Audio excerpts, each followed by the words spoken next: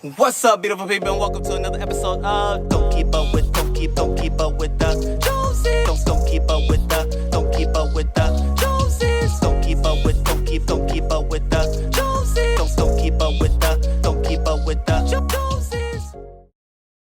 What's up, beautiful people, to another episode of Don't Keep Up With the Joneses, Green Thumb Edition. Yes, it's your boy Ricky Jones Jr., and I am back in the backyard, actually at the garden, because I have some planting to do. Oh man, also do I love like long weekends, like extended weekends. This one's like a 5-day weekend because of the holidays, but you know, with all this time, I figure I'd go ahead and use my hands to do what I need to do in the backyard, in the garden, and put some things in the ground, because I'm a little disappointed because the things that I grew, such as like the collard greens and the kale and the cabbage and things like that, did not grow into the potential in which I desired it to be in for such a season as Thanksgiving. So I'm gonna go ahead and like jumpstart this process and get some, oh, well, I bought some seedlings now, as you can see, and I'm gonna go ahead and plant them with the hopes and dreams and idea that they will be ready for Christmas Day, and if not Christmas, hopefully New Year's,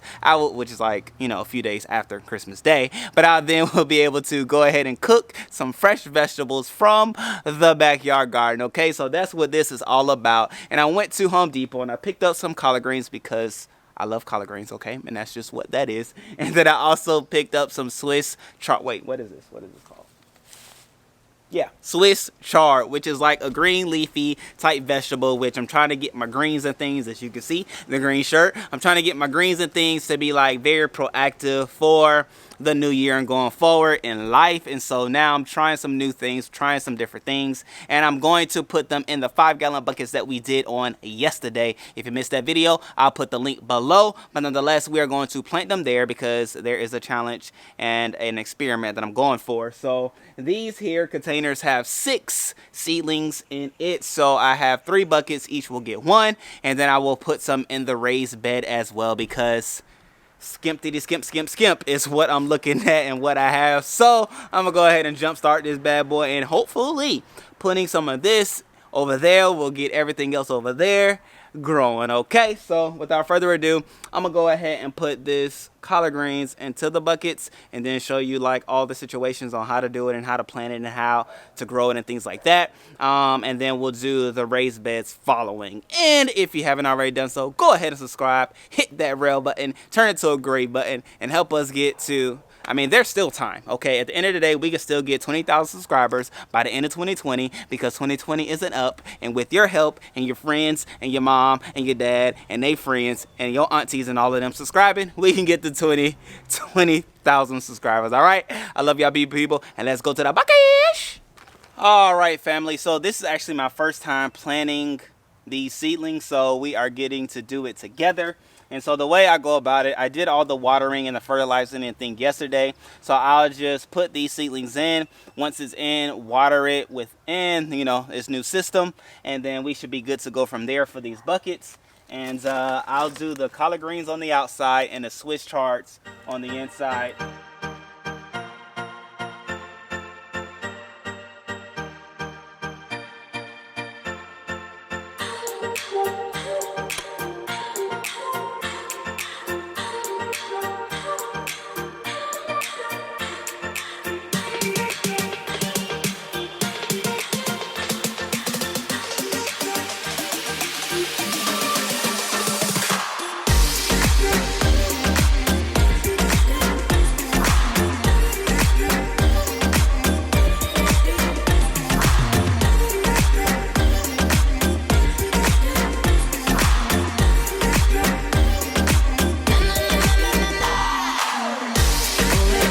All right, great people, so that was very interesting, I believe largely because the seedlings were still wet. So a little rule of thumb, if you have any chance of doing so, make sure that your seedlings are dry before you plant them, because then you'll have like a nice firm, you know, square as it is shaped in the trays, and you'll be able just to slide that up, place it in, and go from there. But with this one being a little bit wet, things were broken up, it's not as strong and as, you know, supported. Hopefully the roots really didn't get broken up while transplanting them.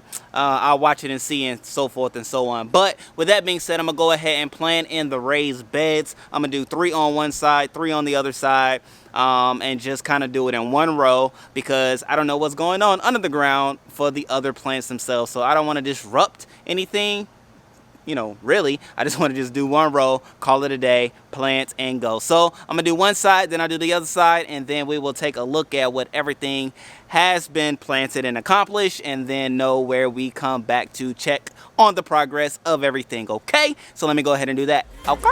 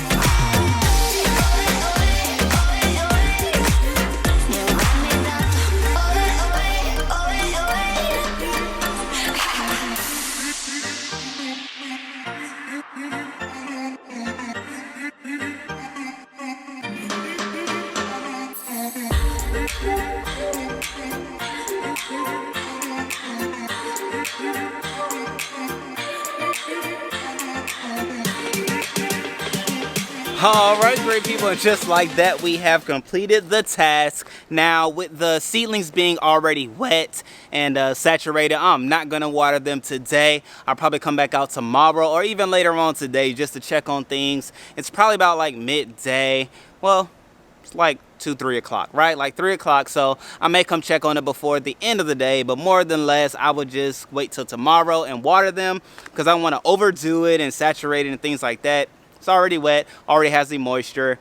It was a struggle getting those things out. The Swiss chard came out a lot better than the collards, so maybe the collards were premature. I don't know, we'll see. Like I said, it's my first time putting down seedlings, because honestly, I got tired of my garden being bare. Like, now I have some green in my garden and it looks oh so good. Like, just that little bit of green reminds me that it is a garden and not just 6 squares of dirt. Okay, that's what I felt like, that's what it looked like. But now I have some green, I have some things going on, papa locking, I got the buckets growing, I got things going. Now we will be able to know which way of the 5-gallon buckets work better.